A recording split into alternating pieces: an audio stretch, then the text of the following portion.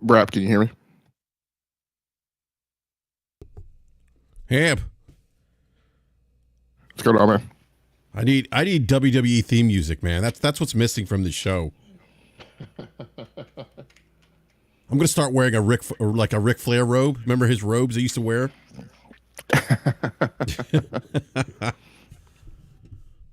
Give me a sec here, man. I almost forgot the coffee. Give me just a sec here, man.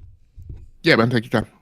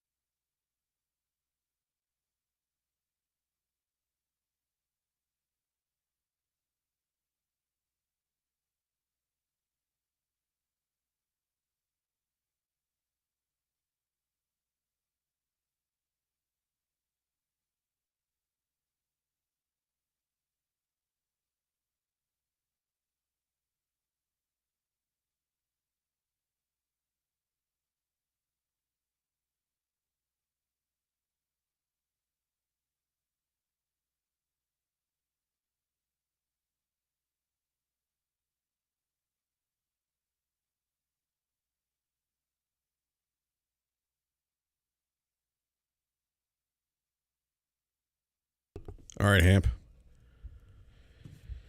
All right, man. You there? Hello? Yeah, I'm here. Oh, okay. Let's mute your mic. Let's go over to the BRAP show. Could do the same.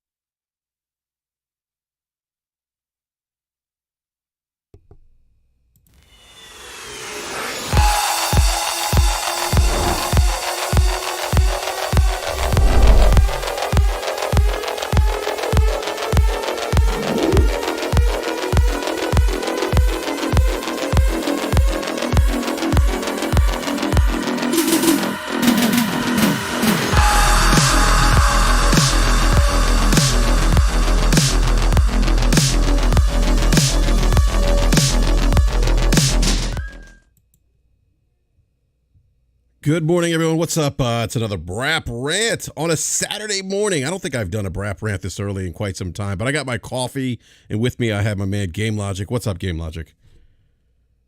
How much, man? How are you doing? I'm doing well, man. I'm actually doing much better now that I have a cup of coffee, man. A tall cup of coffee, I might add. I didn't get the red eye, though. I didn't get that this morning.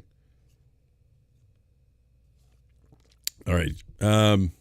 All right, so we have, we're going to talk about a few things on today's rant. But before we get to that, I do want to discuss, before we get to that, I want to give a big shout out to everyone in the live chat. Good morning, everyone in the live chat. Thank you all for joining us this morning. Please do me a favor, smash that like button, and I'm going to drop a link here and the live chat. Do me a favor, please retweet the link or share the link on your favorite social media platform. Someone called me Brap Hogan. What you gonna do when the PlayStation Showcase disappoints you? That's pretty funny. We could all hear you, bud. What? Oh, back when then it was WWF. I don't know. Okay. Yeah, I don't know. Okay. Yes, I do remember. WWF wasn't that long time. It wasn't that far, like long ago though. Like they changed the name. Like maybe it's been 20 years now. I don't know. I don't remember.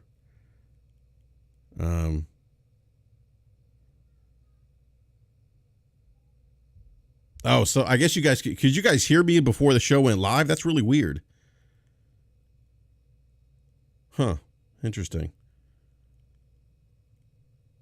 It's a good thing we weren't talking about Bobert. And yeah, it's a good thing we weren't talking about Lowe and Bobert. That would have been. Oh, you started speaking before you started the stream. Oh, interesting. Okay, yeah, I don't know. That's weird. Have to go back. Yes, for some reason, OBS is picking us up for some reason when we have it muted. I don't know. I don't know what's going on. That's kind of interesting. So you guys heard me say I need a ring entrance song, and then I need a robe like Ric Flair. Okay. Yeah, I don't know. That's weird. We have to look into that. I don't know why it's doing that. It just started doing that too, by the way. I don't know why it's doing that. Yeah, it actually started. I think last week when we had Creative Kofi on. Yeah, but you're right, Hamp. It's probably a good thing that we didn't start discussing anything Bobert related. It would have got spicy, real spicy. So anyhow, so yeah, I want to talk about the aftermath of the PlayStation Showcase, and a particular Xbox centric, I guess, news site, podcast, Xbox era, some of the things that they said recently, which were really, really kind of interesting. I guess from a propaganda point of view, I mean, it was, yeah, we'll talk about that. I also want to discuss this weird narrative that's going around about 30 FPS now, in particular, just the Spider-Man showing, Spider-Man 2 at the PlayStation Showcase, where people are looking at the YouTube video being uploaded at 30 FPS and are running to this conclusion that somehow this game is going to be running at 30 FPS. And then, you know, some of the more fanatical Xbox fans are saying, oh, well, you know, it better not be 30 FPS or have a 30 FPS mode, or I'm going to go after those people, or I'm going to call out the people that were saying 30 FPS is a problem with Redfall. And I'm just like, come on, guys. Like, this conversation is much more nuanced than 30 FPS. There's a little more to that. And you know, apparently Game Logic too, I don't have enough respect for my fellow man. That's what I've been told. Yeah, it harkens to, you know, from time to time we've had comments on the YouTube videos mostly. Yeah. That have ascribed to this notion that we have some responsibility or obligation to fulfill to like certain demographics or people who feel a certain way or something like that. I've always proclaimed I don't know where that comes from. It's not my job to be representative of anybody else's concerns, feelings, problems, how you're getting along with your wife, your kids are mad at you. Like that's a you problem. You know, my responsibility. I impose upon myself a certain demand for a journalistic caliber, right? An expectation to like be even-handed, et cetera, to be factually based, things of that nature. That's a thing that I've imposed upon myself. You know, so particular fandoms' notions of what being fair and even-handed to other human beings is, and it's really part of the rubric. Yeah. Well, the thing is like, you know, it's kind of interesting. Like, you know, people don't like, it seems, when you call out misinformation, disinformation. And I made a tweet the other day saying, you know, this is, I forget what it was. Hold on, let me pull this tweet up again real quick. I had it up and then I shut it down. Give me a second here, Hamp.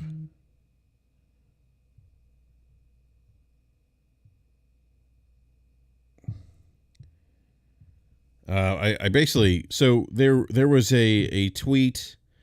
Let's see here.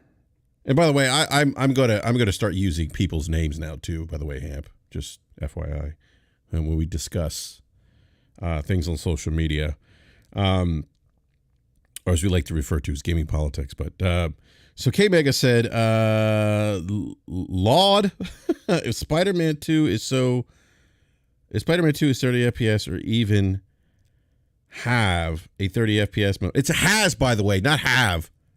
That drives me crazy, by the way, Logic. And look, I speak 2 languages, so my English isn't always the best either, but Jesus Christ, like, this is basic.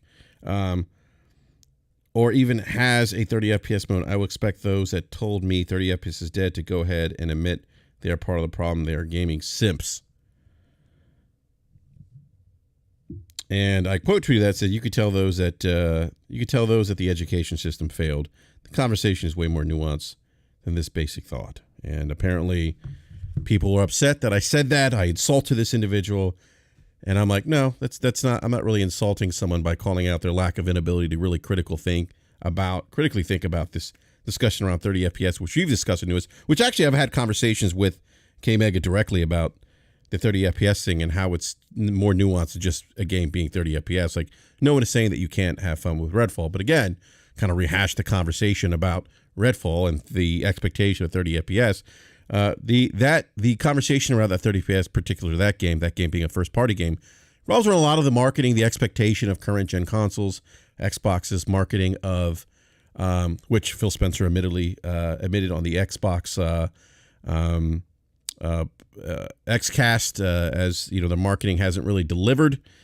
So the 30 FPS conversation centers around the expectation they set with consumers about having the most powerful console, and also the expectation of shooters in that, and with that game falling in that shooting genre, and those games being, the standard being 60 FPS for those games, and even Microsoft having one of their own first-party shooters in Halo Infinite running at not just 60 FPS, but also having a 120 FPS mode as well on the Xbox Series X. So, and I've even said to him, I said, because I know he plays a lot of fighting games, I said, would you be okay with a current gen Street Fighter 6, a current gen fighting game at 30 FPS? He never answered that question because that would, that would kind of, I guess, debunk whatever narrative he's trying to push forward here with this 30 FPS thing. But the point is, it's more nuanced than just 30 FPS and the expectation that gamers have with current gen platforms, and that there's certain games where we know that, hey, look, like, and they use Zelda as the example, when Tears of the Kingdom came out. A lot of the conversation around that was, now 30 FPS is okay. Well, look, I mean, most consumers didn't have the expectation that Tears of the Kingdom on 7-year-old mobile hardware would run at 30 FPS, and not just the hardware piece, but just given the scale and scope of Legend of Zelda Tears of the Kingdom. If you're playing that game, it's actually impressive that they've been able to have that game run at primarily a steady 30 FPS in an open world game. And it's, the sheer size and scope of Zelda Tears of the Kingdom is really impressive, considering the age of that particular hardware platform, or the age of the Nintendo Switch hardware. So it's part of that. And then look, if Starfield came out at 30 FPS, yeah, I would be disappointed. I would prefer a 60 FPS option. But again, the performance exists on a spectrum. I would also take into account that Starfield is a massive game in the vein of many Bethesda open world games, where you can pretty much interact with anything you see, from like a piece of paper on the floor to an ant crawling on the ground. I mean, like, there's so much that you can do, and the sheer size and scope of those worlds are just massive. And so those things need to be taken into consideration when you talk about performance. So it isn't as basic as, you're just a 30 FPS, blah. No, it's a little bit more than that. And that's my point about the conversation being more nuanced.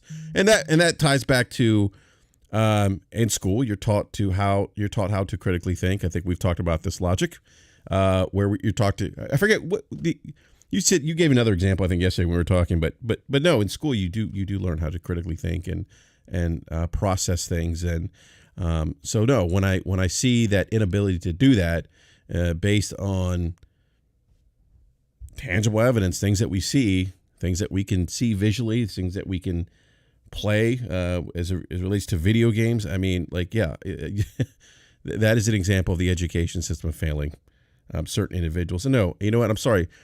And I don't think that's an insult, Froggy T. White. And, so that sparked the whole conversation, Hamp, and you saw that about, and again, that leads to misinformation, disinformation, something that we've talked about a lot of the show. And that's kind of my point on kind of calling these things out.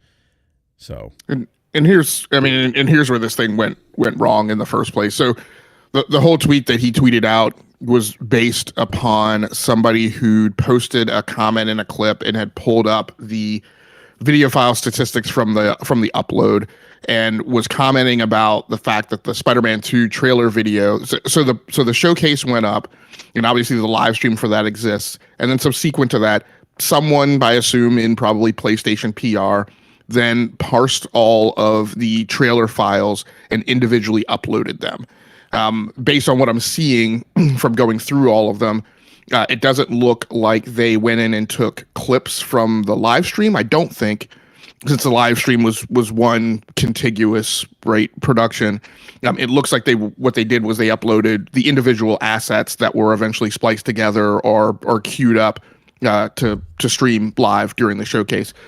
So the problem I have with this is that it's clearly someone who has never done content creation before or really worked a lot with video production or files and doesn't understand the notion that both the live stream and the locally recorded file are two discrete, disparate artifacts separate from on-screen video game performance. So when I live stream, I may be live streaming a game on PC, and it may be rendering locally on my own display at 165 frames per second or 144 frames per second. But then I live stream it via OBS, and OBS gives me a different set of options, which are not tightly coupled to what I'm playing locally. Then on top of that, I record locally, and so that gives me yet another option, in terms of how I want to record that information. So when you go to these individual files and you pull up the Stats for Nerds on YouTube, which is what this individual person did, the Spider-Man 2 trailer video is at 4K 30 frames per second. The Metal Gear Solid trailer is also 4K 30. The Phantom Blade Zero announcement trailer is 4K 60. The Marathon trailer video is 4K 60. So my point is that only an idiot would take and look at the stats for the video file and then platform off of that to make a Jerry Springer, Maury Povich, Geraldo Rivera Twitter moment and try and suggest that because the video file has certain characteristics and parameters, oh my goodness, that therefore the video game must have also been playing locally at 30 frames per second. Right? That is and I just called it out on Twitter, that's a dumbass extrapolation, founded on just a blatant lack of understanding of any technical knowledge whatsoever. And so therefore, that the whole premise was bad and faulty and should have never been made. And this is our point about the things that we harp on in the gaming discussion on Twitter and on social media. That when you have people who are running around like children on a playground, pushing and shoving each other and trying to instigate and start a fight on misinformation and disinformation, these are the things that we call out. Exactly. And you said it's I forget the exact words you use now, but coffee hasn't kicked in, but it's kind of a dumbass take. I think that's what you said, right? Yeah. And Froggy, I look, if you haven't heard me on this podcast or other podcasts, and I think BRAP does say, I own everything that I say.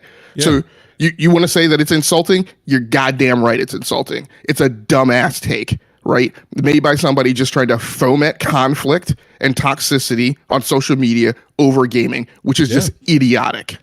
And that's my point. Like, if you don't have the ability to critically think and run with that like platform off what this other tweet that's taking what was it, the YouTube stats to this video and run around and suggest that it could be 30 FPS, the video game, that's stupid. It's not based off any there's no confirmation. There's nothing here. It's not based on any factual premise, Yeah. and it's not even based on decent homework and decent technical analysis, right? In terms of trying to like reverse engineering a speculation about what's going on. It's literally an elementary school level, right, attempt at deduction that, quite frankly, a 7-year-old or 11-year-old would do better at. And that was my point in saying that the education system, you could tell that you could tell who the education system has failed, or maybe who didn't pay attention in school because of shit like that.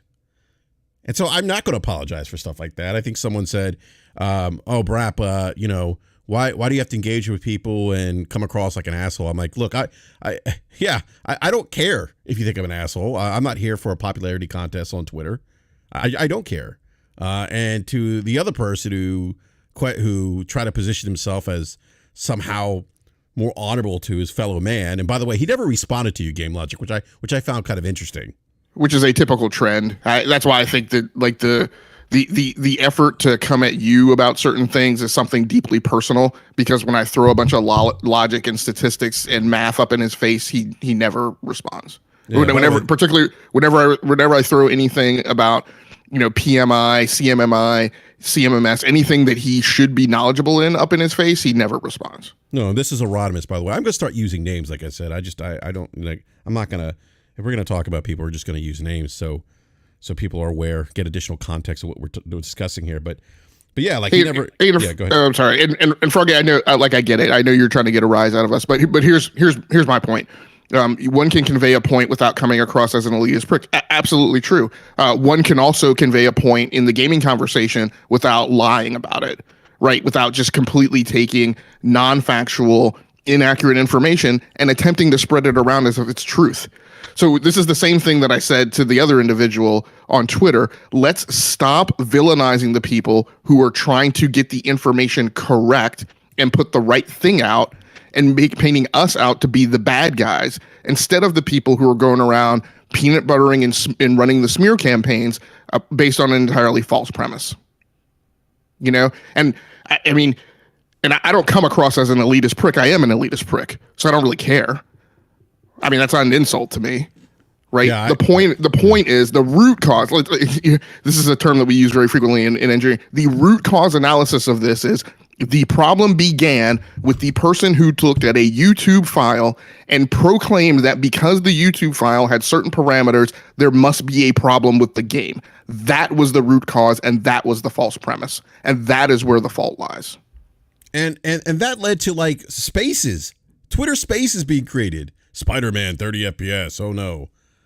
I mean, it's just it's ridiculous. It's like, really? Off something that hasn't been confirmed. And look, I mean, again, this conversation, and I know this conversation is going to happen. It's going to come up if the game, if the game has a 30 FPS mode, which it probably will, people are going to sidestep the fact that, again, if you look at that trailer, if you look at the, again, size, scale, and scope of New York City and the environments that Spider-Man is traversing in, and the fact that a 30 FPS mode is probably going to be the graphical mode with ray tracing, people won't take those things into consideration, and why that game is at 30 FPS. And you would imagine, based on Insomniac's previous Spider-Man games, there's probably going to be a performance mode at 60 FPS. There's probably going to be a performance ray tracing mode either at launch or probably patched in at a later date like they did with Spider-Man. But I mean, the game runs on PC on GPUs with less VRAM allocated than is available on the PlayStation 5, and it runs in excess of 120 frames per second on systems that I run the game on. So I don't know that I would have any cause for worry about how the game's going to perform on PlayStation 5. What I expect is what I normally see from current PlayStation 5 games being deployed, and I would expect that it would have at least a 4K 60 mode and probably 1440p 60 4K 60 quality mode and a 1440p 60 and 1080p 60 performance modes. And so before you say so two wrongs now make a right. Again, right and wrong is a matter of perception, and I don't have any responsibility or obligation for how people perceive right or wrong. In my worldview, if somebody says something that's dumb and idiotic, me calling them a dumbass is completely acceptable, particularly, and this is when I use those terms, when the person has a trend of behavior that leans in that direction, right? As I said on Twitter, right, the problem is, and this isn't my quote, this is, now I'm forgetting the character's name. I'm completely forgetting the character's name because I'm so angry. But the point is, there are people who deal only in extremes, and it is naive to think that anything less than extreme measures will stop them. So, I mean, you have a problem with that being two rights or wrong. I don't have a problem with it. And that's the lens I view things through is my lens, not yours. Yeah, I don't disagree with you, Amp. I mean, especially when, like you said, the behavior is behavior that's been repeated. And this person really makes a lot of statements that aren't based on any reality or based on any facts. A lot of it's conjecture. A lot of it's based off misinformation or lack of understanding. And instead of really trying to get a better understanding of, let's say game development or why certain games may run 30 FPS or why it isn't acceptable for certain genres to have 30 FPS as a frame rate. Instead of that, it just becomes a very basic conversation around a conjecture and emotion and, oh man, it's cap and, you're a simp. And it's just very basic. It's like, let's do better. Let's have a more informed conversation. Yeah, and it would be a completely different conversation if there had actually been an announcement that Spider-Man 2. I wouldn't take umbrage with Spider-Man 2 having a 30 frame per second mode. I think that's a really big reach, right? To be upset about that. If it were limited to the Redfall problem is not that it has a 30 frame per second mode. It is that is the only way that the game runs on console. That is the problem. Like so let's stop trying to get with the fake outrage.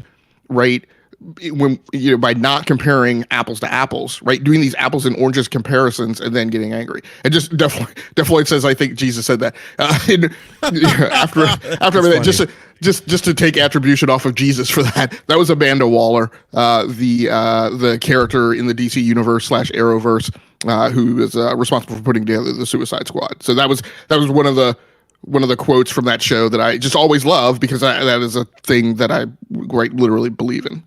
Yeah, and that's the other thing too. Like people are running like children to the playground with this narrative, and that's what we're talking about. And it's not based on any confirmation, any facts, nothing. And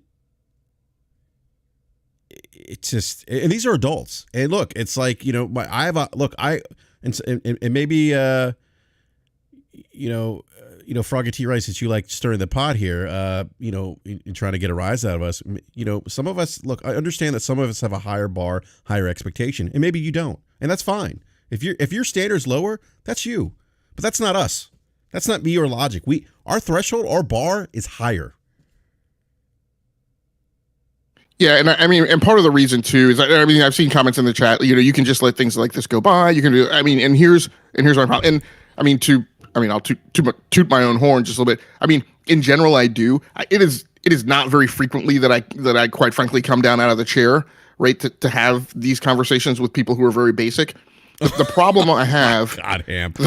You know what, man? I just got like the Walmart vibe conversation in my mind when you just said that. Look, man. Jesus, I mean, man. my thing is that, and here's the huge problem. And quite frankly, I'll give you some inside baseball. It's why I'm on this show, right? Because I go back to the conversations BRAP and I had last year. I kicked and bucked to not be on the show for a while, right? Because of the conversation on Twitter, because of the whole YouTube circuit, right? But the reason I'm on this show and the outcome of that conversation was that we push back against this stuff because there are people who do listen to the foolishness, right?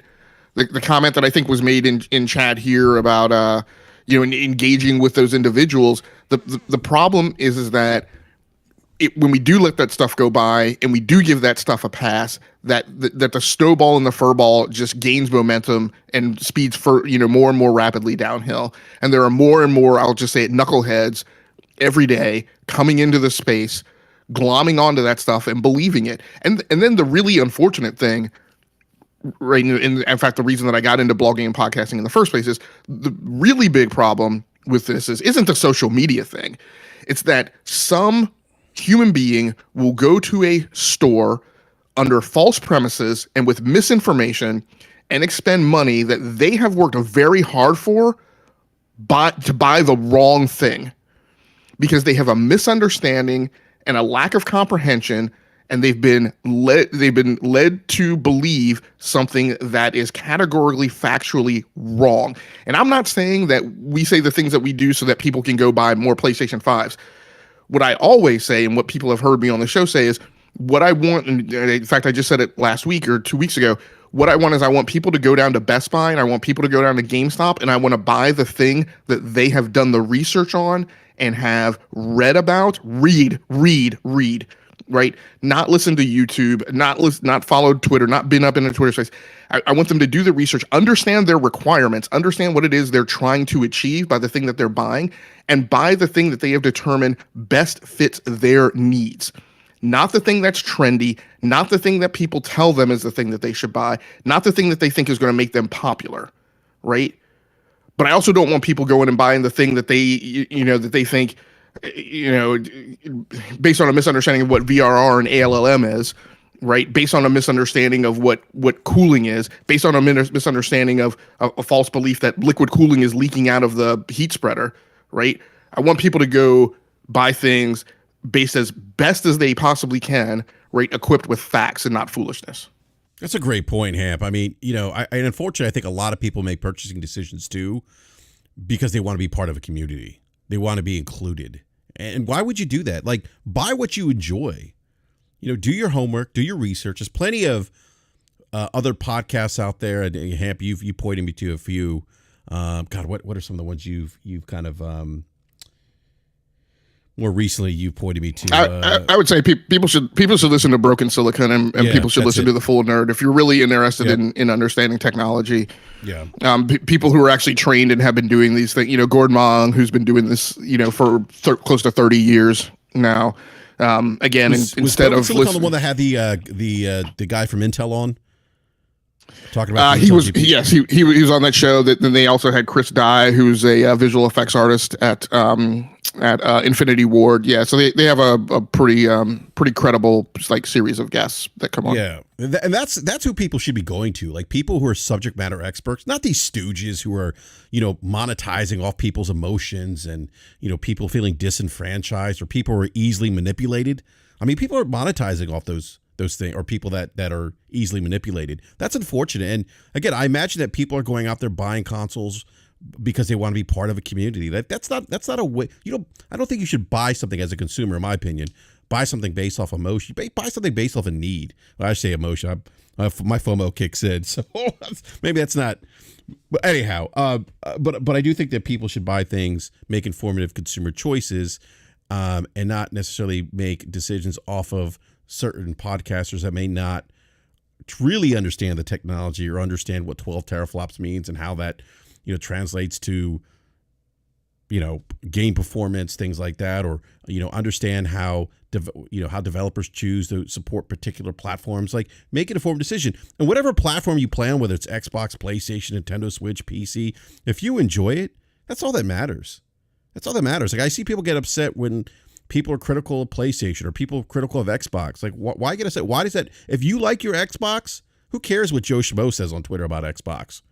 As long as you like it, you're having fun, you're enjoying Game Pass or playing games, whatever games you're on Xbox, or you're enjoying whatever games you're playing on PlayStation, and you enjoy being in that ecosystem, that's all that matters. And I feel like the community's lost sight of that.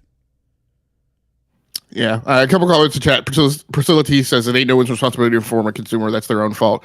At the end of the day, Priscilla, I agree with you. Right, how an individual spends their money at the end of the day is their own fault.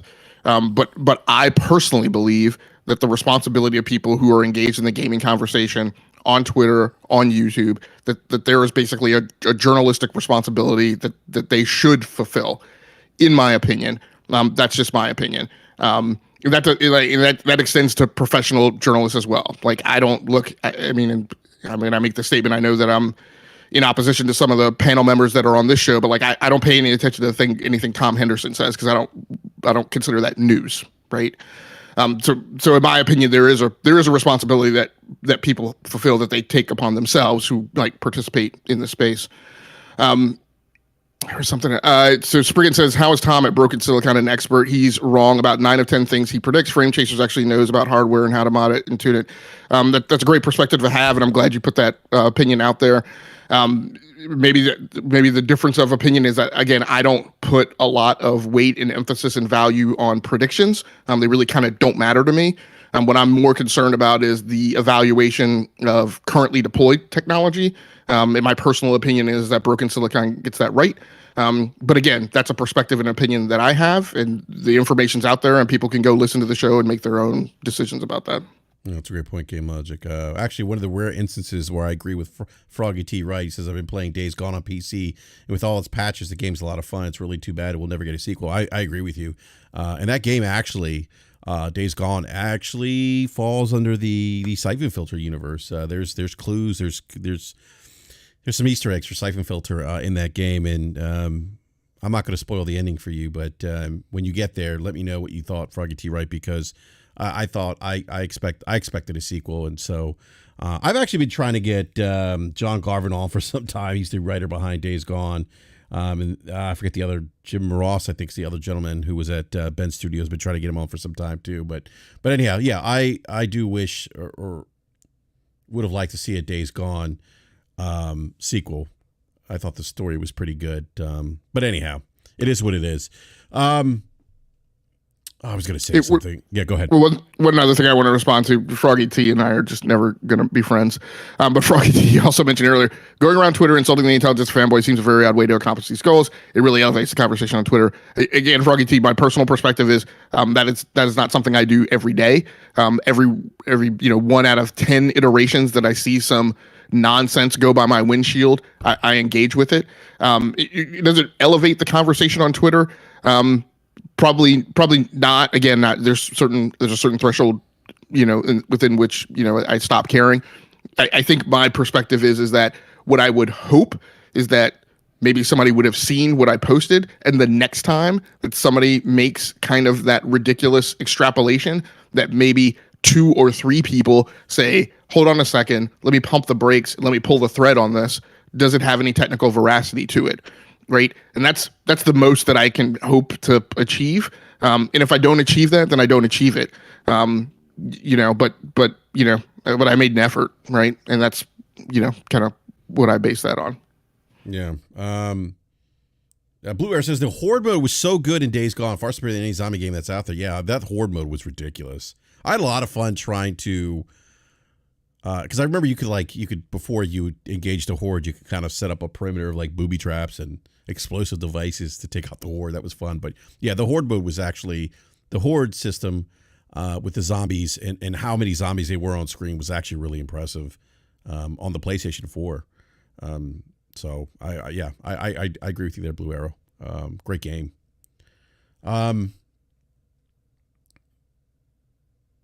Froggy T says one did as posted the other day that sequel would have been around Boozer. That would have been cool. That would have been cool to see Boozer's to see a story focused on Boozer. Yeah, the challenge mode was pretty cool. Duffload. Have you played? You haven't played Days Gone, Game Logic, have you? No, I haven't. Yeah, I might need to pick this up on PC. I think Froggy T Rice maybe talked me into playing this game on PC because I'm sure it performs much better than the PlayStation version of. But obviously using a good amount of ray tracing 4K, so you can forgive it. Okay, never mind. Oh man, Hamp, I forgot what I was going to say, man. What's up, Slomo? Back up. Slomo says I couldn't get into it. That's what she said, Slomo. Good morning, Slomo. How are you? By the way, we have like 100 people watching, 23 likes. Come on, bro. Smash that like button. Smash it. All right. I do want to talk about the aftermath of the PlayStation Showcase here. Logic, you and I have talked about this off air. This past Wednesday on BRAP, me, Slomo Backslap, and B-Money discussed the PlayStation Showcase. I had the conversation last night on Crossfire I did say that for me at least, that it was a disappointment, and a lot of that comes from my expectation of Sony and the fact that it had been 2 years since the last showcase. I just felt like I figured they were probably sandbagging first party content to show us, to kind of show me, and it just really wasn't. It just didn't move the needle for me. The showcase, it was disappointing for me. I think somebody asked me to give it a grade. I gave it a grade of C. But there's also, it's interesting. I as I listened to other perspectives, and there were some interesting perspectives. And I want to say this real quick, Game Logic. The one thing that I sort of appreciate about the PlayStation community is that they do tend to really hold Sony's feet to the fire. Where the other community doesn't do that as much, I see. They tend to just hand wave everything Xbox does. I don't see a lot of accountability. But from the PlayStation community, I'm seeing a lot of PlayStation content creators, those who associate themselves with the PlayStation community on Twitter, voicing a lot of displeasure and criticism of the showcase. On Crossfire last night, we had Podorock was one of the guests, and he just went off. He had some interesting points. I didn't agree with all his points, but he had some interesting points.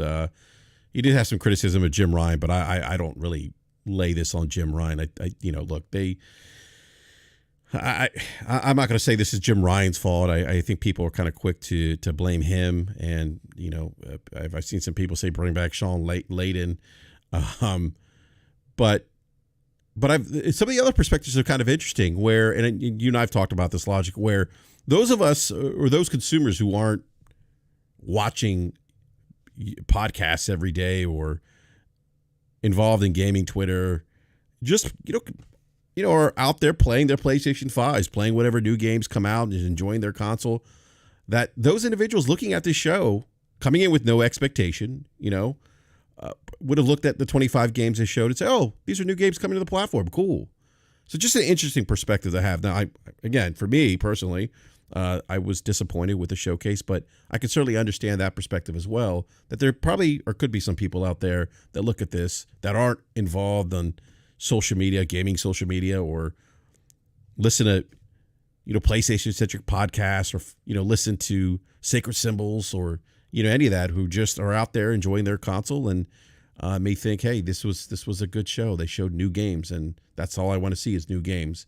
And I think that's kind of your perspective, Game Logic, I think, right? Is that, I want to make sure that's correct, because I know we've talked about this, but like I said, the coffee hasn't really kicked in yet, so my brain's still catching up. But go ahead, man. Let me just go back to your earlier thing that you mentioned about the PlayStation community holding, Sony's feet to the fire. I mean, in comparison to the Xbox community, I give that an over/under. Maybe, but I also, definitely think that the PlayStation community is often very pretentious about things that in my mind aren't real, in ways that are way overly. And I go back to the conversation I made where I made a comment about, hey, let Herman Hulst be the guy that we hear from, more so than Jim Ryan, and PlayStation fans flipped out. Because they ran to the presumption that I was saying, hey, let Herman Hulst do the exact same thing Phil Spencer does, when I had made in no way whatsoever such a claim. And they often went way off the deep end, where they were like, how does Herman Hulst speaking give us great games? And I'm like, so you guys are using the same causality that people making the, because a game is in Game Pass, it is therefore a bad game analogy. All I was saying was, when Herman Hulst speaks, what I hear from me, being a software engineer, software developer, systems engineer, somebody who works in P&L, right? I hear the things that more so are interesting to me as a gamer, rather than what Jim Ryan says, right? Jim Ryan comes out and says, hey, we're going to give you Horizon Zero Dawn at $60, but this is your last one, right? Jim Ryan comes out and gives the muddled speak about, why does Spider-Man Miles Morales upgrade package or whatever cost what it does at the PS5 launch? And in a lot of cases, sometimes maybe Jim Ryan, you could argue, is given the messages to give that there's no good way to give, right? But I also kind of, in my mind, he's caught up in the mealy mouth response about crossplay, right? When the reality was, it wasn't a matter of, protecting citizens of the PlayStation Network, but it was more about them trying to get their crap in order so that they could, come up with the revenue parity clause, for any publisher or developer who enabled crossplay. So all I was saying was I don't really want to hear a lot from Jim Ryan. I get it at this point in the generation, right? If you want a thing on PlayStation, you're going to pay for it. I don't really need that explained to me. But when Herman Hull speaks, he gives a lot of insight and a lot of more, detailed insight into what's going on with the production pipeline, what the plans are. And those are things that I'm personally interested in, right? Because Herman Hulse has given 2 interviews in 6 months where he said things that were better messaging for me, that doesn't mean that we're going to all of a sudden start getting bad games. So yes, maybe marginally I agree with you, but I would also contend that they say a bunch of dumb stuff that isn't factually based on any real analysis, just as much as the Xbox guys do. So going back to your question about, what was my perspective I think what I'm trying to do, and I've been struggling with how to codify this over the last year. I think when I look at these things, I look at them through 3 different lenses. One, I look at them as, do they have an impact on me, or do they change my perception, or do they cause me concern as a gamer? And then I say, has the company made a misstep in a way that will have an impact to the business? And then I say, does what they did have an impact or move the needle to the majority of the addressable market and their consumer base? So and those are the 3 ways that I kind of look at it. So did the showcase have an impact on the PlayStation business or business model? No, I don't think so. Did it impact me as a gamer? My personal takeaway from it is I look at these shows as, all I want to know is, were there games presented that I will have an interest in playing, right? When they are delivered. Doesn't necessarily matter to me. I'm not one of these people. Look, and I get it. I'm not saying this is wrong or bad. There are people who sit down and write on a piece of notebook paper or on a tablet or something what they're going to play. I see a lot of them slating it out over a year, but definitely there are people who slate it out over like the next 2 months. And they're meticulously looking at the release dates and when things are going to drop. And they're meticulously planning out, I'm going to play this and I need to beat this game in 2 weeks before this next thing drops. I don't do that. That's just not me. I play things whenever I get around to them. I look at the Metacritic list, I look at other lists and I see what's trending in sales on Epic, all that sort of stuff. But I don't necessarily say, oh, because that thing is there on that list, I'm going to play that next. That's just not the way I go about it. Some people do, and I get it. And so people viewing things through that lens are going to be disappointed. But that leads us to that third lens. Did what they do with the showcase, did that have an impact on the addressable market? No, I don't think so. Because just like you mentioned, I think the vast majority of people, right out of the 130 to 150 million users in the PlayStation install base, I think the vast majority of them were simply looking at the PlayStation Showcase as that. Were there things that came up on the showcase that they're interested in playing over the next 2 months to 3 years, right? Whenever they show up, and I think there were a lot of things that appealed to a lot of different people. And just like Doc Dark said, a few episodes ago, there are some people who are really wrapped around the axle about first party, but I don't think that the vast majority of the addressable market are. Something that Slow-Mo mentioned, he mentioned on the episode last week that, when he wants out of the show, I think Slow-Mo, this is what you mentioned. If I get it wrong, please let us know in the chat. I think what he mentioned was what he's interested in seeing on the show is he wants to see the things that he could only play on that platform. And my perspective is, I haven't been looking exactly for that because as a PC gamer, PC games don't have their own marketing show. So the only place for me to see, quite frankly, most of the time that I spend watching the PlayStation showcases and the Xbox showcases are to see games that I can play on PC because I'm not going to see them marketed anywhere else. So that maybe makes a difference in kind of how I was looking at it. I think and then the last thing I'll mention is I think the model is also different now. We used to do the Big Bang Theory, right? E3 show where each of the platform owners had their one shot, right, per annum to say, this is our stuff, right? Here's what's coming. Here's right. And we're not going to do this again until next year. And it was get it all out on the table. It was this meticulously planned thing. I think it was a meticulously planned thing where, it's going to be interesting to see how this Xbox showcase goes down, because what I firmly believe for both Xbox and PlayStation is, in the past, I firmly believe that Phil Spencer, right, would have sat down and they would have done dry runs and walkthroughs of the E3 presentation and show with him, right, with him viewing every single trailer, having his personal fingers right in the mix of how was the sequencing. Same thing for Jim Ryan, Sean Layden before him. My feeling is over the last couple of years, I don't think that that's the case. I think that they have turned a lot of that over. And my belief is that the way these shows go down, they're no longer, hey, get a thing ready so that we can do a showcase. It's now more, we're going to do a showcase in May, June. Please review the portfolio and assess everything that's ready and can be shown. And out of everything that's ready and can be shown, okay, then let's sequence that and decide like exactly what order we're going to put it in. I don't know that I think that today it's a, hey, blah, blah, blah development team, you need to get your vertical slice of a thing ready to show at this show. And that is now, right, 3 months before the walk up to that, that's now your priority, more so than getting that game out on time. I think it's, the dev teams are, they don't take that time out of hide anymore that it takes to prepare a demo or a trailer or a vertical slice or whatever.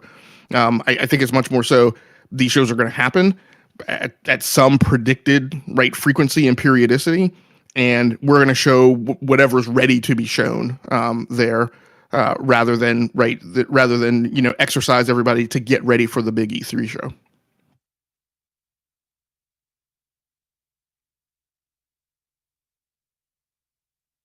Hey, Hamp. Yeah. Yep. Yeah. I need to step away real quick, man. Yeah. Yeah. I just got a call from my bank. There's some fraudulent activity on my account, so I got to figure out what's going on. I'm sorry, man. Ooh. Yeah. I'll be right back. Okay. I see Worrywart out in chat. I see Slowmo out in chat. You guys are welcome to pop into the Discord and come onto the show if you want to bat anything back and forth. I guess at this point, let me know if you guys in the chat have any questions. I think that was mostly everything that I wanted to say about the PlayStation Showcase, and I want to go ahead and skip over on to the Xbox era discussion. So just give me a second. I need to rearrange everything that I have up on my desktop to get that article up and some of my notes.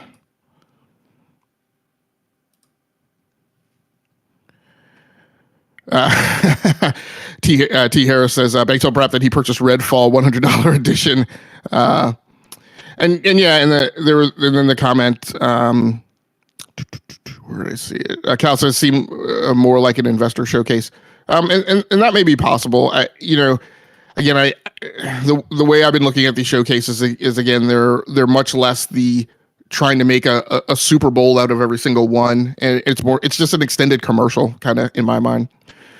Priscilla T says, what's your thoughts on no factions on the showcase game logic? Again, I'll try and go through these things into three lenses, and I'm deliberately doing that as kind of a disciplined approach to journalism and coverage to try and kind of assess whether or not I'm trying to come up with a cross-cutting way to make sure I land on these things in the right place. So did it affect me personally as a gamer? No. Factions to me was a hugely fun mode. But for me, it kind of exists in that same space as kind of Overwatch, where I love playing multiplayer games, but there are multiplayer games that I love playing because I can solo queue, and I have just as much fun playing them in multiplayer mode by myself, which seems a weird way to spin it. But like, for instance, Overwatch is a game that I do not have fun playing Overwatch unless I am with a group of friends, right? It's a highly social game to me. Battle royales, right? We talked about this a lot on the show. Squads. I don't have fun playing battle royales and squads unless I'm with a bunch of friends. But I can play Call of Duty by myself. I can play Halo Infinite by myself. So did factions not being there personally for me as a gamer affect me? No. Did that do a thing to damage what Sony's trying to do from a business model perspective? I do think the amount of mumbling and stumbling that there's kind of been, and again, I liken that back to the whole mumble mouth response to crossplay. I do think now that we've had a number of iterations of kind of clumsily trying to figure out like where they're going. It was and I don't have the whole story right because I haven't been tracking the whole faction story right. But in my mind, what it was we're doing factions. Then it was, we'll wait. We're going to do the Last of Us reboot so that we can do factions in the new engine. Again, I don't know if that's the factual chronology, but that's in my head what it was. Then it's been all this kind of mealy mouth. We are doing it. We're not doing it. It's on this timeline. It's on that timeline. We're not going to talk about a timeline. Yada yada yada. And to me, it's kind of one of those things where, well, maybe the right thing to do was to not say anything about factions until you were really ready to show factions. And now it's in this whole morass of a swamp, right? Of what they need to say about it. So I think that is a small, chink in the armor, so to speak. Does that affect the larger PlayStation install base? Only that part that was really looking forward to factions. Only that part, and I know that supposedly that has a strong following. But what I'll say about followings is, there was somebody here in chat, I think a few months ago, who was talking about how much of a following the Dreams community had. And yes, it was emotionally strong. But as you can see from the decision of portfolio management, that studio was told to stop working on that and move along to something else. So that's kind of where I feel I come down on factions. I think there was another question in chat. Sorry, Game Launcher. Do you think Sony might do a first-party showcase sometime this year, or go back to the state of plays? What I think, I think the best I can summarize my thoughts of in the aftermath of the showcase, I don't think Sony's done with shows. I'll just put them in air quotes for 2023. I expect that Sony will do another thing. Typically, I think they do something in the August-September timeframe. Mm-hmm. So I expect that they're going to do that. I don't have anything to base whether or not I think that's going to be like largely first party or whatever. To me, in my head, I think what it's going to be is, again, it's going to be, we're going to put in the show what we think is ready to go into the show. I expect there to be another Spider-Man 2 thing that might be like a dedicated showing, like they did with Ragnarok last year. Where just a video goes up, right, with giving you more insight into that game, shortly before it launches. When, remember, they still haven't put out a release date for Spider-Man, which I technically think is okay given their approach to Ragnarok. My feeling about the way they approached Ragnarok last year was they put it in Cory Barlog's hand, or Sony Santa Monica's hands, and said, "You tell us when we are clear to push the go button and say that the thing is coming out," rather than what we normally see in the industry, which is, here's the date, now crunch and march to that date. So it seems like they held those cards close to their chest until the last minute, when there was a guarantee. And that's because things like we're seeing now, things like hardware optimization, right, which are typically kind of one of the last stages that are finalized in production pipeline. Things can go wrong and there can be problems, and they can cause a skosh of a difference, right, in landing the release date. But they can be a difference, and they can lead to things that we're talking about now, which is, how much do people extrapolate that one very small ripple on the pond to be a very big major deal. So I think, the final release date of Spider-Man, we won't hear till later in the summer, probably. But then there would be some, video artifact posted for that. And I think there will be some other show that, but it could be anything. It could be mostly first party. It could be an indie showcase, or indie state of play. But in general, I think it's going to be something more state of play ish. But it'll probably be a muddle, right? With some PSVR stuff. A longer another Spider-Man artifact, and some other mishmash of third party, indie, and first party stuff. BRAP, you back? Yeah. I'm gonna have to deal with something here in just a second, man.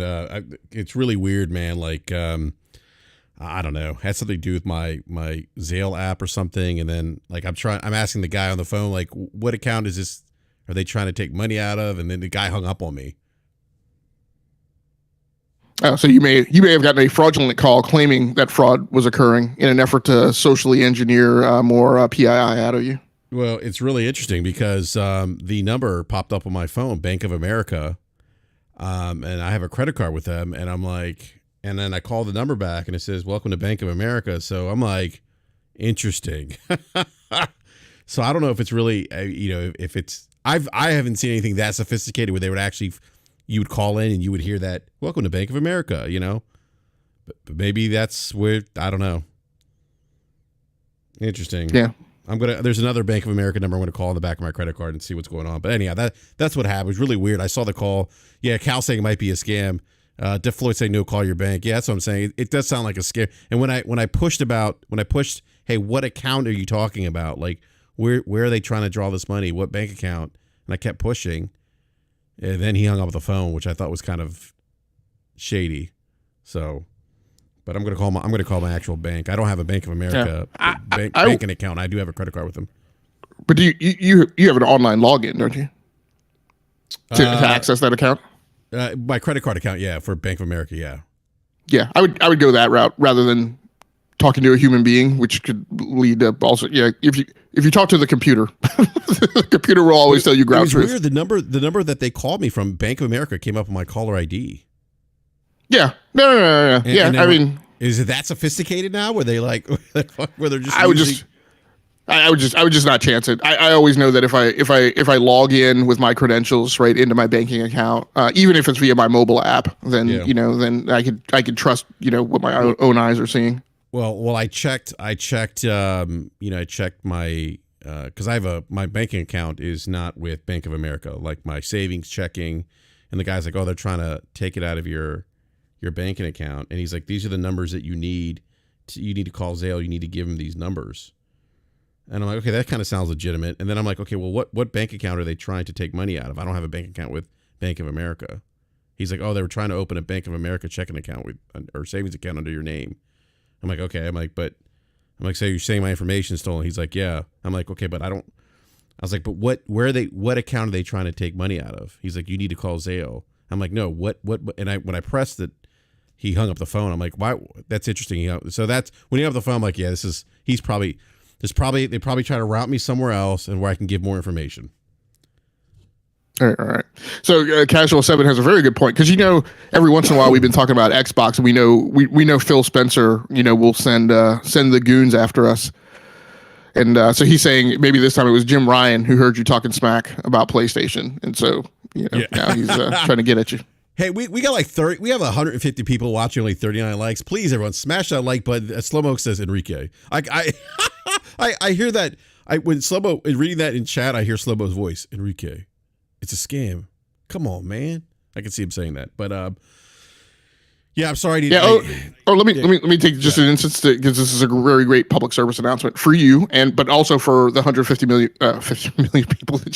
I wish we had 150 million. Oh my God, we had 150 million people watching this show. I'd be retired. I wouldn't even be working full time now. I'd just be living off YouTube. So by the same token, right, a thing that I would do that you should do after this, I would suggest, is once you get this straightened out, freeze your credit so that nobody can even attempt this. And so freezing your, and I may not be using the exact right term, but there's a thing you can do that basically can prevent anybody from when you go to apply for credit, they use this term like, "Let me go pull your credit." Yeah. So you can freeze your credit reporting so that nobody can apply for credit in your name. So even if somebody steals your ID, only you can unlock, right, your frozen credit reports. Yeah, I've actually done that before. I had to do that. One of my credit cards were stolen. Somehow they got my credit card number. This is years ago, and I actually did that. I think I read that on the there's a website, one of the U.S. government websites. Yep. Yeah, and they walked me through, and I actually did that. I froze my credit. But But anyhow, my Zale's attached to my actual banking account, so I'm going to call my actual bank and see like what the deal is if they notice anything. But yeah, I think that I got to say that's pretty impressive for them to set up to actually have the Bank of America caller ID pop up, say Bank of America, and then call in and get the automated response. Welcome to Bank of America. Well, remember, depending on what phone you're calling from. So, for instance, on my Verizon accounts, I can go in and put a user designated ID attached to any of those numbers. So I could go into that text field and put Bank of America, and your caller ID is going to have it show up as Bank of America. Theoretically, even an 800 number, like this was an 800 number. So that's it was an 800 number. Yeah, that's why I thought it was legitimate. It was an 800 number, came up Bank of America. The guy hung up on me, and then when I called back, it said, "Hi, welcome to Bank of America." So I'm like, wait a minute. Yeah, I mean, you can register for an 800 number. I mean, so I don't know exactly how you go about that, but I don't know that there's a bunch of legal constraints around. Yeah, you just register for an 800 number. So somebody just popped in the Discord. Who was that? I don't know. Oh, it's Forte. Forte's here. Hola, it's Forte. What's up, Forte? Hey, Forte. Hola. Hey, Forte. What did you think about the Destiny? What is it? The final chapter thing that was shown at the end of the showcase? Oh, the only reason that thing got out of the failing grade for me was that I had that thing at an F, and then it went up to a D when they showed the Destiny stuff, or when they showed the Marathon Bungie stuff, it went up to a D, and then Spider-Man took it up to a C-. So that definitely had a big sway for me. I don't know what to think about it, man. It's like it feels like they're inside the Traveler. It's a lot of different things that's going on in that trailer. You're kind of thinking like, well, maybe the consciousness of all of the people that had ghosts that passed away are probably transit inside of the Traveler. But then you see Ikora in there, and she has her ghost, and I'm like, this don't make no sense. So either it's something like that, or there's some time traveling stuff going on. But she's talking to her him in the sense that she wished he was there to see all the things they did, since he passed or since he was killed.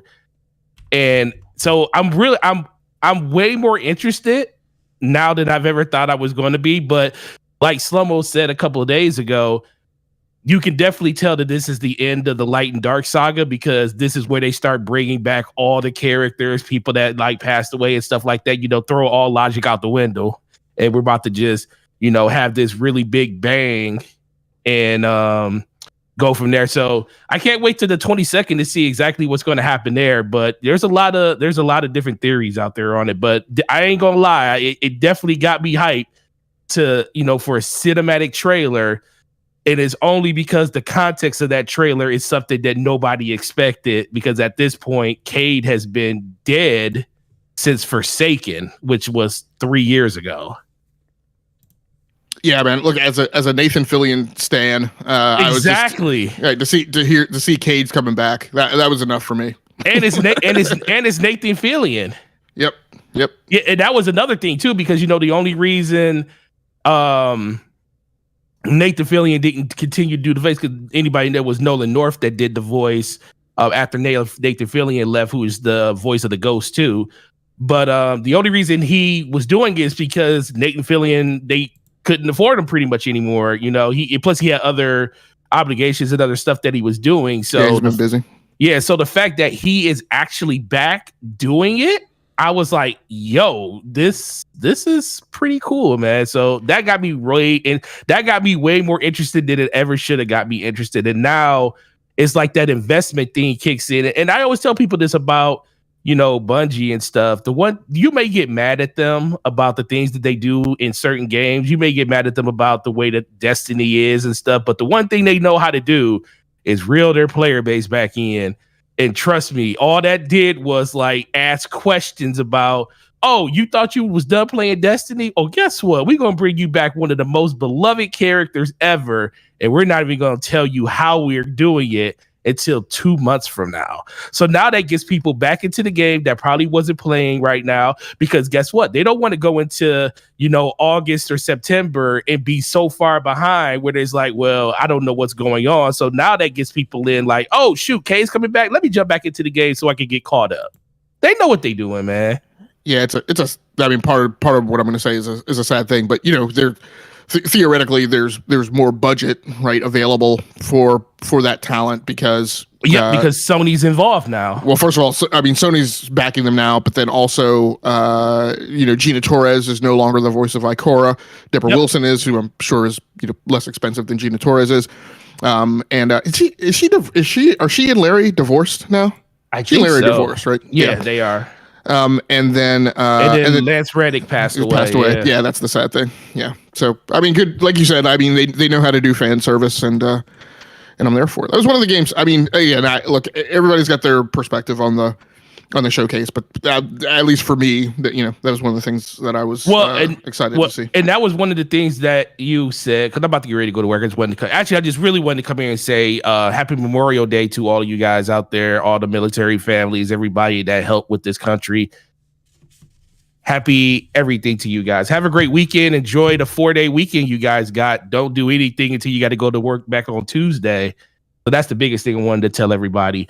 But I do want to agree with the one thing you said about the reason people watch these showcases for different reasons. Like for me, the showcase was a F until they showed Destiny, because they showed something that I cared about. Yeah. So as much as in the eyes as much as I can sit here and say that was a trash showcase, I can pick a couple of things out of the showcase that made it more better for me to enjoy than most anybody else. If you didn't care about any of the things they showed at that showcase, this showcase was horrible.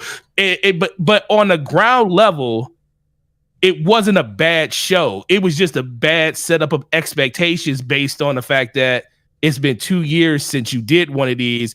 And the one thing that the word showcase and PlayStation kind of surmise is, showcase is, this is what PlayStation has to offer. This is what you're coming. This is why you have a PlayStation. When you say state of play can mean a bunch of things. It could be that we're talking about a particular game that, everybody knows about. We could be talking about some third-party stuff. We could just be talking about a bunch of little things because it's just called state of play.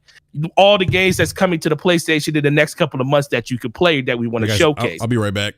Go ahead. Sorry, Forte. Go ahead, man. No, yeah, you're good. So that's kind of how I looked at it. And then what you said, showcase, I'm thinking like, yo, you're going to blow the doors off. And some people are going to say, well, maybe you overestimated what they were going to show. I say, well, that might be true to a point. But the fact that they took 2 years to get to this point, that's the reason everybody's expectations was kind of through the roof. And they just didn't get met. Now, is that a you problem or a Sony problem? I think it's mostly a Sony problem because they didn't read the room. But this also goes back to the fact that this is the first showcase under Jim. This is like the first official Jim Ryan showcase, because I believe everything up to the PlayStation 5's launch has been pretty much in production along with the system under Andrew House and under Sean Layton. All that stuff was already put into place. And, they've kind of been riding and, coasting through all of those decisions that were made back in 2015, 2016 to get to where we are in 2020 when the launch of the 2020 when the PlayStation 5 and stuff comes out. So we're officially, I believe, right now seeing what the Jim Ryan version of PlayStation looks like. And it don't look good for a lot of people, especially when you start looking at, market data and stuff where they were talking about we're going to spend more money. The budgets are going up on all the games, but we're going to have by a certain date, we're going to be 60-40 comparably to like, the 80-20 that they are right now when it comes to live service versus single player, narrative exclusive games and stuff. That number is going to flip drastically. It doesn't say that we're going to get like less quality in games when it comes to stuff like that, but they're going to definitely err harder into the live service side of it. And that's indicative by the show you just saw. We saw one single player game for the most, well, from PlayStation exclusively, and pretty much everything else that wasn't third party was a games of a service, even all the way down to, Marathon and, Destiny and stuff, which is multi-platform everywhere, but it's still under the Sony umbrella. But that stuff was all, games as a service. So me being a person that just looks at this as an objective gamer that really doesn't have a dog in the fight, the one thing I really agree with what you said is people are going to take different things away from the show. I hate when people tell other people that, oh, your opinion is wrong on this. You think this was a good show? Well, maybe it was a decent show for them because it was something that they wanted to see. Maybe the only thing somebody wanted to see at the showcase was Spider-Man, and they impressed them enough to say, yo, that show was it wasn't, I didn't see a lot of stuff I like, but people's opinions are subjective. So for me, two things make that thing go from an F to a C. And I'm good with that, but I can still also say that for a lot of people, this show just kind of missed for them. Yeah, I mean, there are things that you said that I agree with. There are things that you said that I don't. But the things that I don't agree, because you're going to work, the things that I disagree with you, and I'll talk to you guys about that on DPS. I hear from Slow-Mo that I'm going to be invited on at some point. So I'll bank my time until then. Well, you just tell me when you want to come on, and you always have a seat at the table, sir. oh wow! Yeah, listen, so man, we'll roll the carpet out for you. We'll play whatever interest music you want to play. I do need to work. I do need to work on my interest. This is a little known fact. I'm getting so much trouble for saying this. My WWE persona back in the day was I was known as the Black Caesar. Oh Lord! I'm gonna need. Okay, I definitely want more context. I definitely want more context. We'll say definitely we're gonna make this because I definitely need to ask. It's like, so this whole Black Caesar comment, where did this come from? So I will when I come on DPS, I will tell you what my outfit was, and I will tell you what my two signature moves were. Oh man. Okay, yeah, I'm definitely looking forward to that. Yeah, we'll figure it out and go from there. But like I said, appreciate the conversation you guys are having, even though BRAP is always in hyperbole about how he feels about what people are saying, and I feel like he takes it too personal. I love you, BRAP. Stop taking. No, I don't take it personally at all. I mean, I just feel like, okay. Look. Here's the thing. Go ahead. It's not that I take it personal. It's just that it's presenting another side of the flip side of the coin here, and it's a conversation that should be had. Like, we should be having conversations that aren't fueled by conjecture, misinformation, disinformation. And I don't think there's anything wrong with having those conversations using tangible evidence, facts, data points, whatever the case. Well, I'm not against you when you're talking about Xbox Air and how this is, because that's a media, a news media consumption site. So I understand that one. But when we pulled John Blow out off a timeline on Twitter, and that man ain't got nobody really listening to him, but we bring light to it. I just feel like those people, we don't those people ain't nobodies. They're nobodies. Look, man, Forte, like I said earlier in the show, man, there are people in this world who only respond to extreme measures. Well, that's what I'm saying. Though the extreme measure people, like, you don't exist, because guess what? You truly didn't care. You probably don't even have a PlayStation at your house. So why do you even care about anything that's at this showcase in the first place? So that's kind of how I always look at it. I do understand that we're doing podcasts and we have, entertainment value and stuff, and people like to hear stuff like that. That's cool. So I don't hold anything against you. It just irritates. I was like, oh my God, Brad, let this lie. That person don't need to die 15 times today. Look, the Lex Luthers of the gaming community are not the people that have like the 10 followers and the 20 followers. I don't think those are the people that exactly that we're looking for the takedown on. But the people who do have, like, more than just a notionally significant following, I feel like them the smoke. You give them the smoke. Back. You give them the smoke. And the person that I was talking about actually has a podcast channel too, and has a significant amount of followers. So it's a conversation I've had directly with that individual. Right. But the point is that the greater conversations that these things are there's a running to the playground by people based off the YouTube profile of Spider-Man 2, and and then it becomes this snowball effect. So I think I do think, and again, I don't take any of this personal, but I also don't have tolerance for misinformation. I've never have. That's why I never cared for the MAGA movement.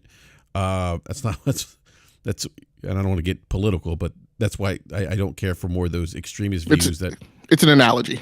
I think some people sometimes miss that that reference. Those references are an analogy to something similar to and alike, not necessarily saying they are the same thing. I think people get it twisted. And then I think the last thing I'll mention the Spider-Man stuff, which I think is funny. 30 frames per second isn't horrible. I just hope. See, you don't even want to talk about this until you absolutely know there's not even an option. That was kind of the problem for me with Redfall, because it wasn't an option. Like, okay, 30 FPS, I understand that's what you're kind of shooting for, but can I at least get the option for 60? Because if I don't have the option for 60, I'm not going to play it on your console. I'm just going to play it on the PC. Now, Spider-Man, you really don't know. Yeah, if they uploaded it in 30 frames per second, okay, that's fine, because the game's not out yet. They didn't tell you. They haven't had a game like a blog that comes out and tell you exactly what it's going to be. They didn't say, 60 FPS at 4K with a performance mode or anything like that. Now that is expected. We are definitely expecting that to be the thing. So it will probably be an issue. Well, no, it won't probably. It will be an issue if that game launches at the end of this year and we don't have a 60 frame per option, hopper.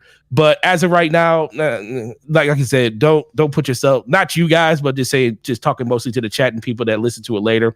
Don't put yourself in a situation where you're going to regret that you're out here capping for things that you don't even know is true yet until it actually happens. Because guess what? When the Insomniac comes out and say, 4K 30 under the quality mode, and then 1440p 60 in the performance mode, and then everybody gonna be like, that's all I want.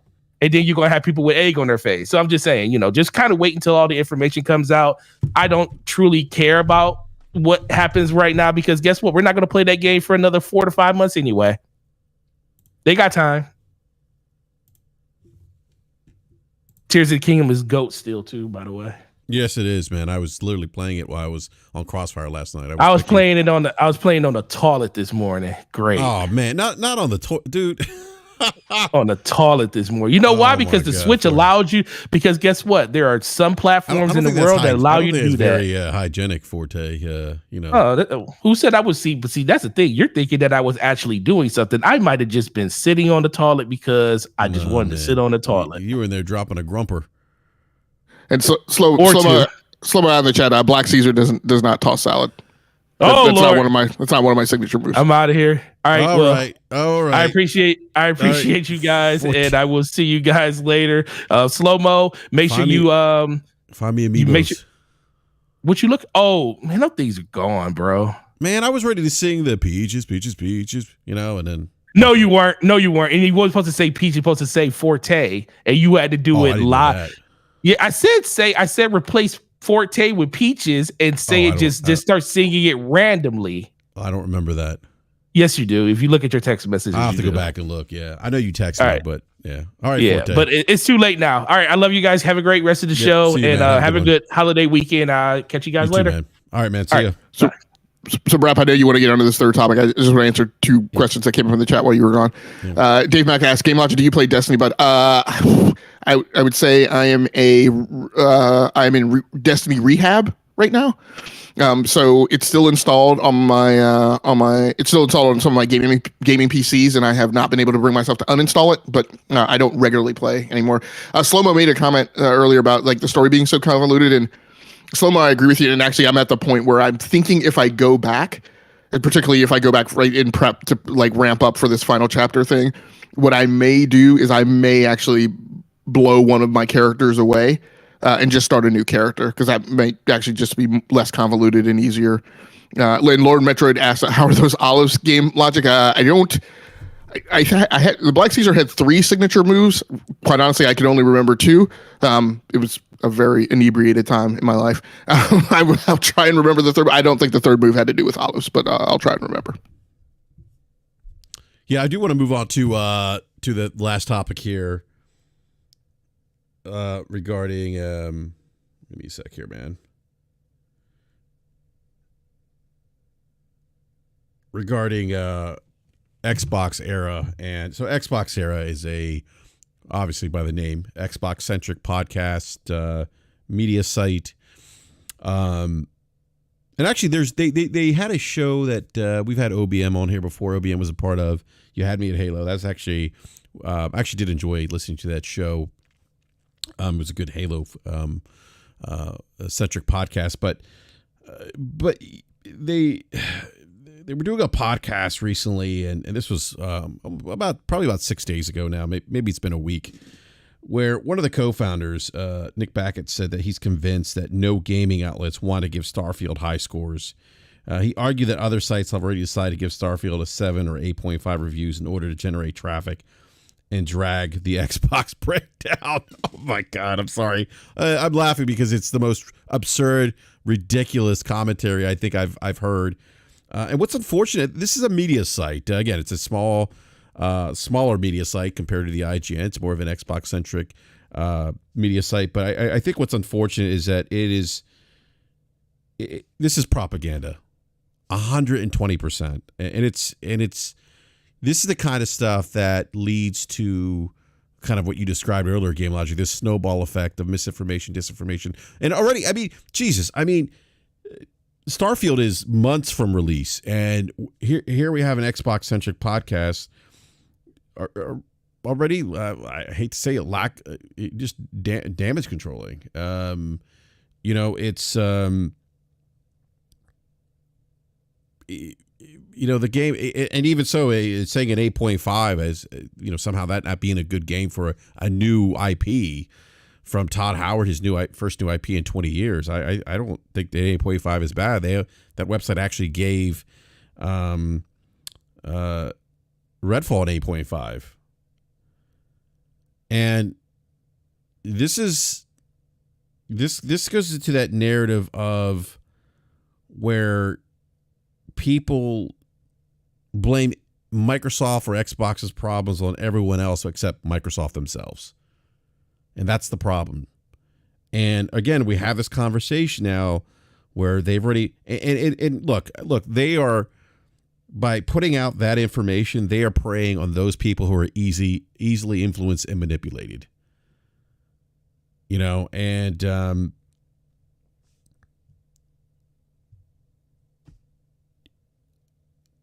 it's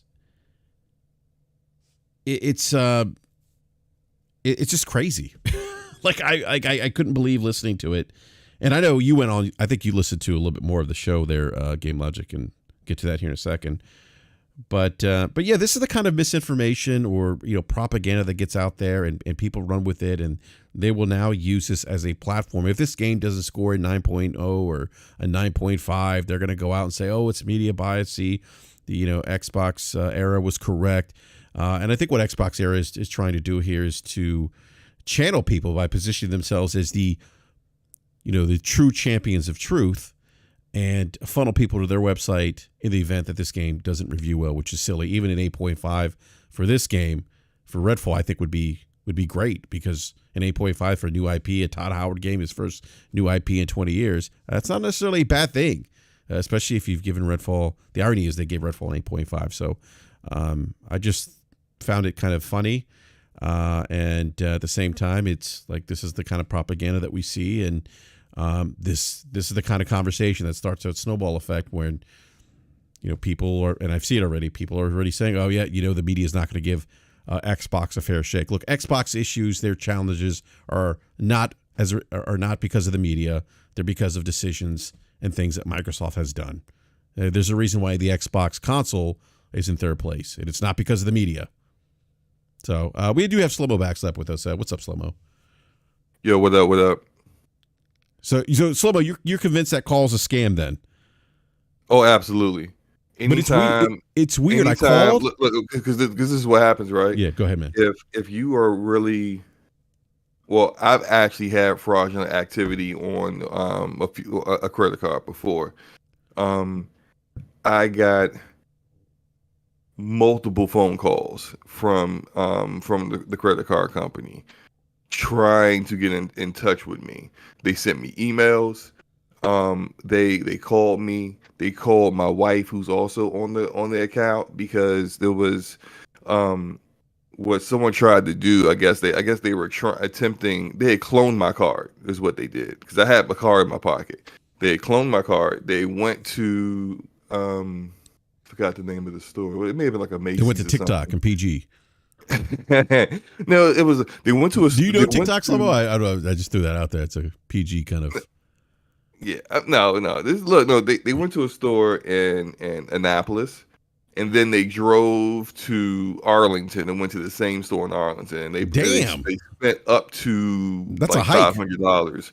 Right. They spent up to $500. I guess they didn't know what my limits were, and they didn't know they could go far beyond that. But they spent up to what would have been a certain limit, they thought, on my card in Annapolis. Then drove to Arlington, and that didn't trigger anything. Then they drove to Arlington and did the same thing, and then that's when they triggered, I guess, that like hit their algorithm. It was like, whoa, that's same store. Within 2 hours, you're spending this much again. Like, and then of course, that they didn't do the transaction at that point. They canceled everything. And what I didn't like the fact is they didn't arrest the person that clearly was using a fraudulent card. They just let that person walk out. But it wasn't just one phone call. And if we somehow got quote unquote disconnected, they would have been like calling me back immediately. Like they would have been trying to make sure that I was aware, and that all this stuff, and they were able to provide information to me, not me providing information to them. They were like, your credit card number on this number was at this location, had this amount spent, and then in an hour and a half later, they went to the same store, the same and I'm pulling up my my app to look at my account, and I'm seeing exactly what they're saying to me over the phone. So that's how I knew it was legit. Because I could actually see the transactions on my card, the transaction on my card, and then them saying they denied the second one once they realized it was a stolen or cloned card. So like, as the Game Locker told you earlier, log into your Bank of America card, look at your card. But here's here's the thing. They said, Slomo, that someone was trying to open a B of A savings account in my name. And I'm like, I'm not. And then they said that they were charging a transaction of $1,400 to Zelle, which is a cash app, which I do have, but it's not. I don't have any savings or checking or banking account. My only account, the only account that I have with Bank of America is a credit card. That I really don't even use. The thing is that they should be able to provide you the location that this fraudulent activity occurred at, and it should be a location that you could actually Google. It is a Bank of America location. They should be able to provide you a ton more information than somebody trying to get into your account. By the way, could you tell us what your account is so we can verify? Well, that's like, what do you need to verify, bro? Well, that's the thing. You call me. That's what I said. I said, well, what account are they trying to take money out of through Zelle? Like, do you know what account it is? Because I don't have a bank account with you guys. And then and they should at least give you the last 4 digits of it if they don't have the full number. And if they can't, instead, when they just hung up, all right. I mean, that's pretty much like, I don't even answer that stuff. Honestly, I don't answer anything on my phone. I'm gonna call back. Mostly because of recruiters, because in the area we live in, this is like top 5 area for like IT work. Well, for the work you do, you probably get called every day, man. I do. Game I talk about all the time. He gets calls a lot too. So I just like calls for like 6-month term contract work. I'm like, I'm not doing that. Yeah, I'm not doing it. Yeah, I hear you. I'm not like get calls for stuff that's like, it's all relevant to what I do, but so many recruiters call, and I know what they're doing is that they want to get enough qualified people agreed to interview for a role in order to say they fulfilled their contractual obligations to provide people. They don't really care if you are really interested or not. They don't really like. All they want to do is make sure that you hit all of the core requirements and prereqs for the position, and it doesn't matter if it's like, well, that's out in like Quantico. Like I'm not driving to Quantico from where they don't care. They don't care. They just want. So like I always end up just like if it's a number that I don't recognize, I don't answer. Yeah. Well, real quick, I do want to wrap this topic up because I do have another podcast to go to at 11 o'clock. Good grief. I mean, how many podcasts you doing today? Every day? I'm like Forte. Doesn't Forte do like 30 podcasts a week? He used to. I don't think he has the time Forte anymore. was Even though he too, was in here. I was trying to catch him before he left so I could talk trash about Destiny. I know he's still listening anyway. Destiny sucks. Forte. Trash. Oh, man, come on, man. And Bungie is bringing PlayStation down with them. Come on, man. Look. So I'm going to be on the DualShock and Sense podcast at 11 a.m. Cool. So in about 20 minutes. Yeah. So I think they had Lord Cognito on last week or recently. I think I know Cog was on that show recently, but the Cog, that's the homie. Yeah, but this whole thing with the Xbox era thing, I was like, oh man, come on, guys, like let's not do this. Let's not spin that propaganda wheel. And I don't know, man. It just But I want to go to you, Logic, and then Slow-Mo, on your thoughts about this. And I don't know if you saw the footage, Slow-Mo. I don't know. Was it? When did what footage? The Xbox era saying that they're convinced that. Let me read the tweet again here. Give me a second, man. I didn't see it. I did hear that the other media outlets are biased. Was that it? Yeah, that one of the co-founders actually says he argues that other sites have already decided to give Starfield a 7 or 8.5 reviews in order to generate traffic and drag the Xbox brand down. He's convinced that no gaming outlet wants to give Starfield high scores. The game's not even out yet.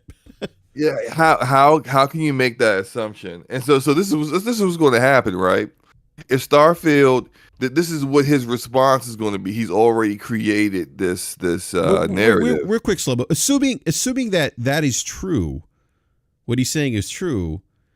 You have the obvious thing that you can look at to disprove what he's saying, and that's the fact that Metacritic gave Microsoft Publisher of the Year in 2021, 2022, and that's based off Metacritic review scores. An aggregate of those. That was a scheme. Metacritic and all of the games media outlets all came together in this cabal, and they decided in 2021 they were going to give Microsoft Publisher of the Year so that for the next decade they could point to that as an excuse why they are rating every Xbox game lower for the next 9 years. And they can always use that as their look. This is harebrained tinfoil hat season. But no, look, the built-in excuse. That's funny. the tinfoil hat built-in excuse for this is that if Starfield scores highly, he's going to say, "Oh, because I called them out, they were honest on Starfield." If it scores low, he's going to say, "See, I told you." But somehow none of that really is going to be about Starfield. Does it deserve the score that it gets? Redfall deserves to be a sub 60 Metacritic they gave game. It 8.5. Somehow they gave it an 8.5. I did just want to point out, because I picked up on this when I was doing really detailed analysis of this article in the video. So one thing to point out is that DualShockers also gave it an 8.5. What, Redfall? Yep. DualShockers gave it an 8.5? Yep. Oh wow, That's a PlayStation centric podcast. It's very funny, and I absolutely agree that this is propaganda in the worst sort of tripe, because he mentions that in the video, and he actually wrote up the article, which again I always encourage people to read rather than watch the YouTube video. But he says He says, well, guess what, folks? We've heard that line before. We've already got some delightful commentary when we gave Redfall an 8.5. And yes, we know as an outlet, we're an outlier on that one. And then he says in parentheses, thanks for sticking with us, DualShockers. I actually watched the video like 2 or 3 times. And then when I started reading it, I thought he was saying DualShockers had thrown them shade about their 8.5. And I was like, hold on a second. Let me pull the thread on this. And then I went and I was like, oh, crap. They gave it but the thing is that it's such a heavy-handed, biased, lean article and YouTube video that he's trying to do this woe is me, so sad is the state of Xbox, please have pity on us, that he completely blows by the fact that there is at least one statistical industry corroboration, right, of his feelings and impressions and websites review of Redfall being that a PlayStation centric site really in DualShockers also gave the game an 8.5, but he completely blows by that because, of course, that doesn't serve the narrative that he's trying to deliver. Exactly right. I agree 1,000% logic. Like it actually does not serve him any help to his narrative to even bring up the fact that DualShockers did that. So it's if anything, it says that wow, I need to start paying more attention to DualShockers. Maybe I'll start, looking at their reviews, as even though I think that number is ridiculous for Redfall, that's their opinion, and they actually, if anything, it tells me they are not biased against Xbox, and even though I think that like in giving Redfall anything above a 60 is ridiculous, like. Well, he references in this article, he refers to Redfall on multiple occasions as a game that was critically panned. Not a bad game, but that the game was critically panned, which is also disingenuous, I think. Yeah. It legitimately, especially when Phil Spencer comes out and apologizes for the state of the game and then says, and I'm paraphrasing what he said, but he essentially stated that the developers themselves, Arcane Austin, did not achieve the goals that they wanted to achieve with the actual purpose of the game. So that the game failed in being what they wanted it to be. That's a failure all the way around. It failed in performance. It failed in game design. It failed in being fun. And it failed in any measurable that you can come up with in how we determine what a good or bad game is. It hit bad on everything. So when you're trying to argue against what Phil Spencer said, the guy that runs the company, like you just look silly. And it's just I find it a little. I'm not shocked. And I'm not, I was about to. I'll say that. I'll say what I was about to just say, and I'm glad I didn't say it because I probably would have got an angry DM. I'm gonna save what I was about to say until once we go off the air. But there are people out here that want to seed the frame of thought in the gaming community that Xbox is being treated unfairly because they themselves are not confident about Xbox's ability to deliver on quality content. That's what it is. So they're building in an excuse to justify what happens. That's so disingenuous and anti-consumer. And it's annoying to me because if misleading. You really had if you really had the confidence that the studios that are working on and these I'm not saying these studios are bad. I'm not saying that whatsoever. I think the majority of Xbox studios are good developers and good studios. I do think sometimes Xbox needs to give them more help and understand how to manage that product better. But I think they are definitely good developers that work there. That said, I'm not going to guarantee any of those games are going to be good or bad or whatever. I can look at previous history of those developers and say, hey, more than likely, the next Obsidian game is going to be good because the last Obsidian games were good, but that's no guarantee because look at Redfall. Arcane Austin makes good content, except for now. There's always that chance, right? But when people pick up that banner, and that banner has a color, and whether it be green, blue, or red, they stop thinking about the fact that like I'm supposed to be the media here. I'm supposed to be a part of the solution. If it's broken, if the system is broken, if there's a bunch of tomfoolery going on, if it's just people just vying for position and clout among publishers and just telling them they're basically an extension of their marketing department, I need to be the opposite of that. You're not really serving that purpose when you are ahead of time saying, oh, this is what they're going to do to Starfield. Wait till it's done if you think it's going to happen, and then do it. Then point it out. Then look at their reviews and point out the inconsistencies. Oh, they said this was great, that was great. They had almost nothing negative to say about the game, and then gave it a 7.5. Make it make sense. Then I'll be on your side of the argument. Don't be out here 4 months before the game comes out. You haven't even seen a deep dive. They haven't even done their Starfield deep dive developer direct yet. Like, you really don't know really what this game is going to have in store. You don't know whether Todd Howard's going to actually deliver on his promises or not. You don't even know if the game is going to have a performance mode or not. Todd Howard, but you're already saying that if it's going to be bad, then it's bad. You know what I mean? You're already saying that if the reviews are bad, that it's like it's not real. Yeah, like it's not because of the game. It's because of the media. Like it's ridiculous. Yeah. Real quick, I do need to wrap up here. I want to give Logic the last word here. Kind of put a can I wrap up? But go ahead, Logic. Like I said, I did a lengthy write up and analysis. Can I try and cover like 3 points in like 60 seconds? Yeah, go ahead, man. Mm-hmm. Go for it. I'm gonna do my best. You got 2 minutes, man. 2 minutes. 2 minutes. Okay, very cool. Very cool. Take it. Now he's got 55 seconds. So the article starts. And this all comes from an article that was titled "Starfield could be the best game ever made, but it won't change how the industry talks about Xbox." And I think by the industry he means the media industry. So first of all, I'd say that's a false premise, because the industry had one voice about what PlayStation 3 was at the beginning of console generation 7, and then that dialogue changed by the end of the generation. And that dialogue changed because PlayStation changed what they did and started delivering the things that their consumer base wanted.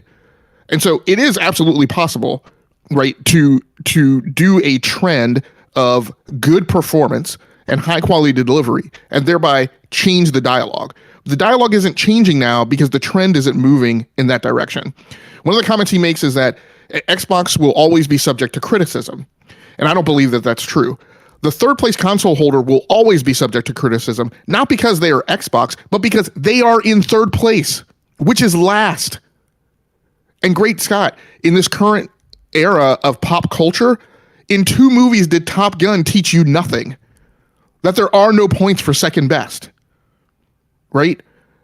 Nintendo seems to be doing quite fine being in second place, by the way. But yeah, if you're in third place and you're the third place console holder, you're always going to be subject to more criticism than praise. And that's just a fact. I think the third thing that I'll talk about, and like I said, there's a lot of things that I write up in here, but he talks about how, when the media is polled for like what platform do they want to review a thing on, he says that the vast majority of people, take the PlayStation copy, right? And says that basically PlayStation is where the media prefers to play. And I'm like, I mean, you can ascribe it to that, but here's the problem. The media is a subset, right, of the consumer base. And since the consumer base is statistically aligned, as objectively proven, to the PlayStation brand, it makes sense that that subset of people would therefore tend to play their games and want to review their games more so on PlayStation. The media is a business. None of these places are not for profit, right? Or in the case of fan sites, are trying to get to a point where they can be for profit. And so it doesn't make sense to spend a lot of time covering the console that is 20% of the current market base. So again, this is a big excuse article, right? And trades on a lot of things that 7 to 11-year-olds, can be taught, right? Stop talking to me about how everyone else got bad grades. Stop talking to me about how everyone else got suspended, right? I'm not responsible for everyone else. I'm responsible for you. Stop talking about why the woes of Xbox are the responsibility of, great Scott, the Japanese FTC, Sony and Nintendo, all these other things that are out of Xbox's control, and take control of the things that are Xbox's responsibility. And as a fan base, Start demanding of Xbox to be better instead of constantly demanding for Sony and Nintendo to be worse or to not do the things that have allowed them to grab great market share. Oh man, that Logic, you nailed it, man. Yeah, Well I mean it's a great point. It's a great way to sum up the conversation, the topic, man. Any other points? I have like another minute or so, Logic. Anything else you want to add? None that are maybe that damning. There's lots of, I think the one other thing that I'll add is, there's this whole thing of like Sony and Nintendo and Jeff Keighley have like declared like what is the right type of game or the only type of game that can count. And again, I would say BS to that. I would go back to the Game of the Year award winners for the last 8-9 years. They're not all Sony games. They are games that are not, full of these cinematic narrative cutscenes, which I don't think are bad. The point is, Overwatch won Game of the Year at the right award show. The point is, much as is in the case with the Oscars, people find appealing the games that pull at the heartstrings and cause them an emotional reaction because emotions cause people to be invested. They cause gamers to be invested in a property. You can do that without cinematic cutscenes, as prior Game Award year winners have shown and have done. It Takes Two is not necessarily the same cinematic cutscene-a-palooza as The Last of Us 2 or I'm getting angry now, or God of War, right? And so, no, they're not telling people what the right type of game is. The market is responding with a demand signal showing what the consumer base wants. And if Xbox chooses not to play to that, that's not Sony and Nintendo's fault. That is an Xbox choice and an Xbox problem. And if Xbox has consequences for that, those consequences are all the natural outfall of how we would expect the dialogue to be constructed based on what the consumer base is responding to. It's a great point, Logic. Great point, man. And on that, we're going to go ahead and wrap up the show because I do have another podcast I need to jump onto that starts actually in 5 minutes. So, but to be fair, I want to thank everyone in the live chat for hanging out with us this morning. Really appreciate the time. Smash that like button. We have like 150 people watching at one point. Actually, more than that. We only have 66 likes. So there we go, 67. Please hit that like button. If you're new, subscribe, hit the bell notification so you're alerted when we go live. And everyone, as Forte said, have a great weekend. Enjoy, if you're here in the U.S., enjoy the Memorial Day weekend. Play some video games. Go outside, have some fun. And more importantly, be safe as well. And also, big shout out to Forte who joined us before he had to go to work. So thank you, Forte, for stopping by. And big thank you to Slomo for hopping on as well. Thank you, Slomo. No problem. Yep. And thank you to Game Logic as well for waking up early this morning and joining me on this coffee rant. So we'll catch you next week. Regular scheduled BRAP at Wednesday night, 9 p.m. Eastern Standard Time. Thank you again, everyone. Have a great weekend.